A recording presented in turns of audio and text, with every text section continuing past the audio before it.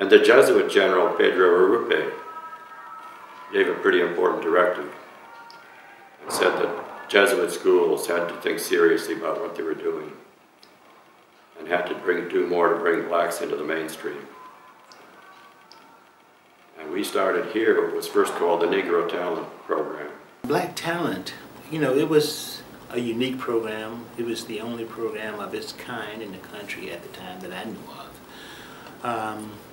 And, you know, it was a response to some of these, you know, requests from the Civil Rights Movement. It was a response by the country in an attempt to integrate more folks of color into the mainstream.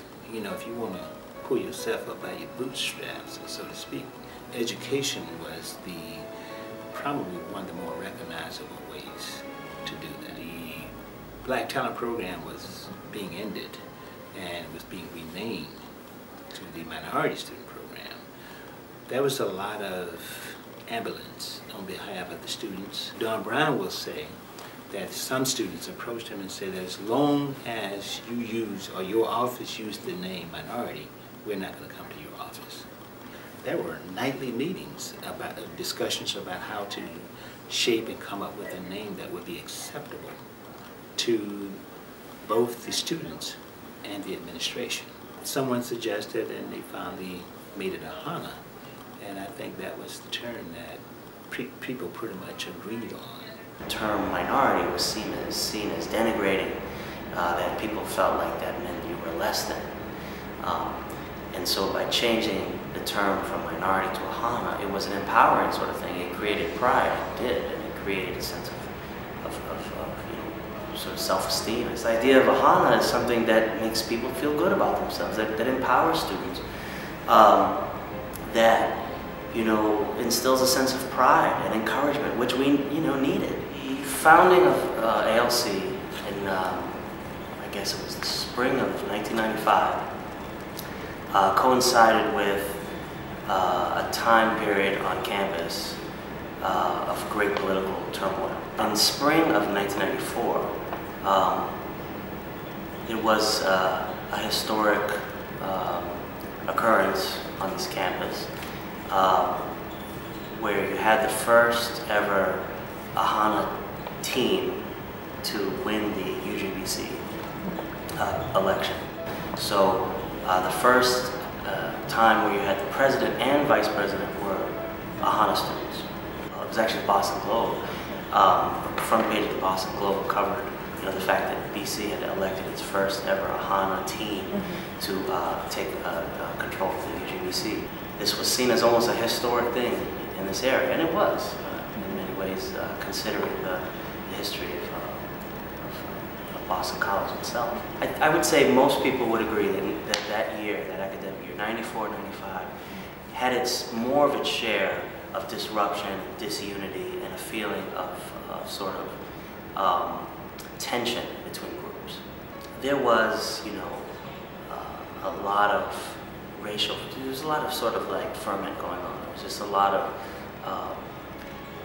dialogues happening that would turn bitter, or would turn sort of angry, or become kind of disruptive.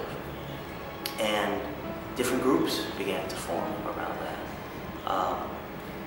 There was something that started this off, as happens occasionally at Boston College. Somebody said something that was inappropriate, or that most people considered to be inappropriate, on the you know, sort of like on the moderate side, people saw it as inappropriate. Some people felt like it was even almost, you know, sort of like racist. And so, you know, things happened. You know, someone would write something. Inevitably, somebody would write a you know, racially unacceptable slur or something on someone's door, or the, you know, unacceptable language would be used, or racist epithets would be used openly in some cases. And so, how do you deal with that?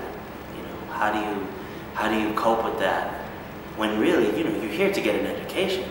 I think when some of these protests broke out, which they had before, this was not the first time, and this is a cherished tradition at Boston College. Apparently, is having a rally, you know, but it really, really seemed to break out that year.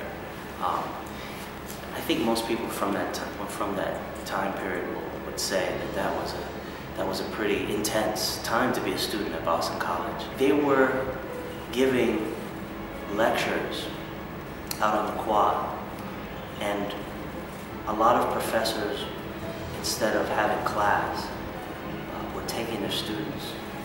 Instead of meeting in the classroom, they said, we're going to go out and listen to these speeches. Students of color who had sort of been kind of quiet and sort of like invisible, finding their voices, teaching the rest of this community about what it meant to be an AHANA student at Boston College, testifying about it.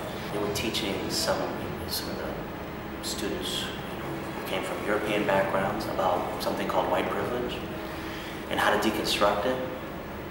They were teaching faculty about academic privilege and the arrogance of that, and how to be more open to students of color in their classrooms. What happens when the students become the teachers? These were not just sort of like off the top of the head. These were well researched, rich with information, with history. They were factually accurate in most cases. They were talking about sort of high-minded political ideals like freedom. And not just saying they wanted freedom, but explaining the nature of it. That had never happened before, that I know. They were teaching, you'd have to say.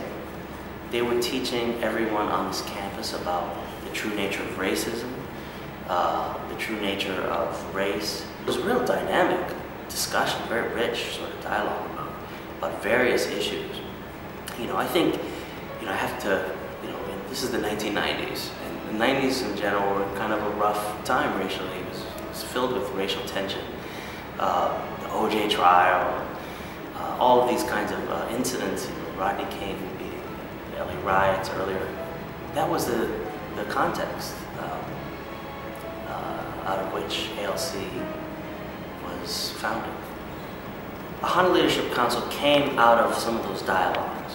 It came out of some of the discourse that was happening around diversity. We were having a fairly high-level discussion at the student level about leadership, about politics, about racial politics, about change, about coalition building. And of course, that's been an ongoing dialogue for a long time. But because of the political climate and the situation happening with UGBC at the time, I think it just heightened that sense.